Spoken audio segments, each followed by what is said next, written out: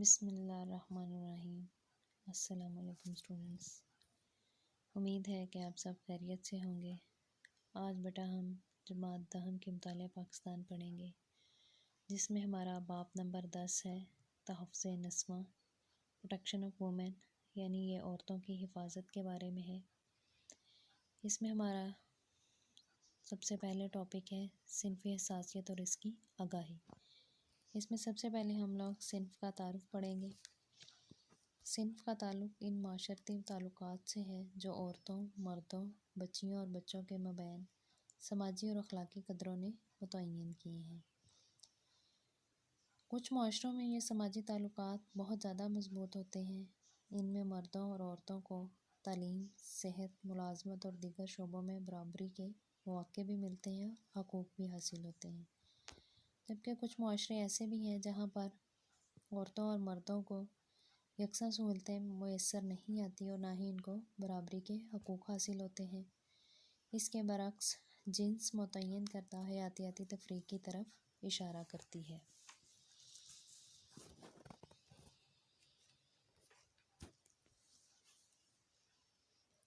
صنفی کردار کسی معاشرے، کمیونٹی یا دوسرے معاشرتی گروہوں میں سیکھے ہوئے رویے ہیں۔ وہ عورت اور مرد کی سرگرمیاں، اہداف اور ذمہ داریاں تقسیم کرتے ہیں۔ انسانی کردار جہاں عمر، نسل، اخلاقیات اور مذہب سے متاثر ہوتا ہے، وہیں جغرافیائی، معاشی اور سیاسی ماحول سے بھی متاثر ہوتا ہے۔ آگے ہمارے پاس بیٹا صنف کی تعریف ہے۔ صنف سے مراد عورت اور مرد کے وہ کردار ہیں جن کا تعین معاشرہ کرتا ہے، جس کی بنیاد پر لوگوں کے تصورات بنتے ہیں کہ مرد اور عورت کیا کچھ کر سکتے ہیں اور کیا نہیں کر سکتے، اور کہاں اور کن وسائل تک ان کی رسائی ممکن ہے۔ یعنی معاشرہ ہی اس چیز کو طے کرتا ہے کہ مرد اور عورت معاشرے میں رہتے ہوئے کیا کیا کر سکتے ہیں اور کیا کیا نہیں کر سکتے، مرد کی کیا ذمہ داریاں ہیں، عورت کی کیا ذمہ داریاں ہیں، اور ان کی کن کن وسائل تک رسائی جو ہے وہ ممکن ہے۔ صنفی کردار سازی سے مراد وہ معاشرتی عمل ہے جس کے ذریعے مرد اور عورت کو مخصوص معاشرتی کردار نبھانے کا طریقہ سکھایا جاتا ہے۔ یعنی ہم لوگ اس کو ایسے دیکھ سکتے ہیں کہ لڑکیوں کو ہمیشہ بیٹ یا ہاکی دی جاتی ہے کھیلنے کے لیے، اور لڑکیوں کو گڑیا، اور لڑکوں کو ہمیشہ باہر کے کام کرنے کے لیے کہا جاتا ہے، جبکہ لڑکیوں کو وہ گھرداری سکھائی جاتی ہے اور گھر کے کام کرنے کے لیے کہا جاتا ہے۔ یہ وہ معاشرتی عمل ہے جو کہ جس کے ذریعے مرد اور عورتوں کو بتایا جاتا ہے کہ وہ کیا کیا کر سکتے ہیں اور وہ معاشرے میں رہتے ہوئے کیا کیا کریں گے، اور اس چیز کے لیے ان کو آئندہ آنے والے دنوں کے لیے بھی تیار کیا جاتا ہے۔ صنفی کردار سازی کے ادارے، یعنی وہ کون کون سے ادارے ہیں جو کردار سازی کرتے ہیں۔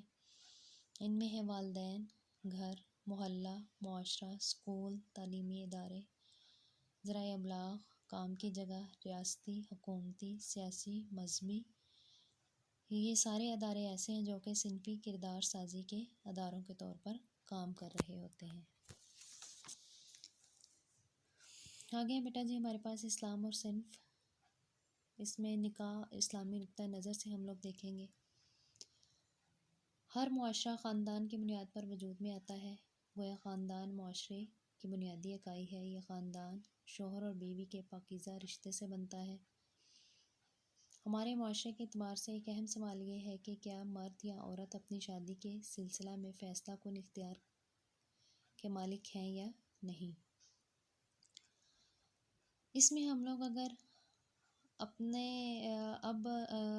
معاشرے کو دیکھیں، عموماً مردوں کو اس چیز کا اختیار دیا بھی جاتا ہے اور مردوں کے اس اختیار کو تسلیم بھی کیا جاتا ہے، جبکہ عورتوں کے معاملے میں اگر ہم لوگ دیکھیں تو عورتوں کے اختیار پر کئی طرح کی پابندیاں لگا دی جاتی ہیں۔ لیکن جب اسلامک پوائنٹ آف ویو سے اگر ہم لوگ بات کریں تو مرد اور عورت دونوں کو ہی اس چیز کا حق حاصل ہے کہ وہ اپنی شادی کے معاملے میں فیصلہ کر سکتے ہیں اور پسند اور ناپسند کی رائے جو ہے وہ کے حوالے سے رائے دے سکتے ہیں۔ قرآن مجید کے مطابق نکاح ایک ایسا معاہدہ ہے جو بنیادی طور پر دو بالغ اور معاملہ فہم مرد اور عورت کے درمیان وجود میں آتا ہے۔ وہی دونوں اکٹھے زندگی گزارتے ہیں اور اپنی تمام تر ذمہ داریاں قبول کرتے ہیں اور ان کو پورا کرتے ہیں۔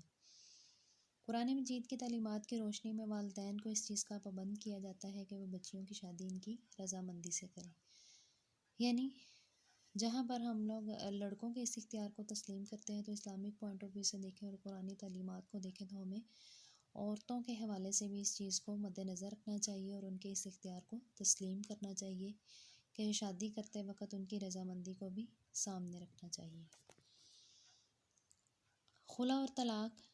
اسلام میں خلا اور طلاق پسندیدہ عمل نہیں ہے، تاہم مجبوری کی حالت میں اسلام نے مرد کو حق دیا ہے کہ وہ عورت کو طلاق دے سکتا ہے، اور عورت کو اس چیز کا حق دیا ہے کہ وہ اگر مرد کے ساتھ نہیں رہنا چاہتی تو وہ اس سے خلا لے سکتی ہے.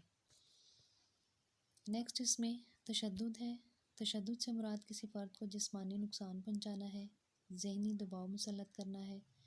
ان میں گھریلو تشدد، جسمانی تشدد، نفسیاتی دباؤ، تعقب کرنا یا پیچھا کرنا، سائبر کرائم، انٹرنیٹ کے ذریعے کیے جانے والے جرائم اور دھمکیاں وغیرہ شامل ہیں.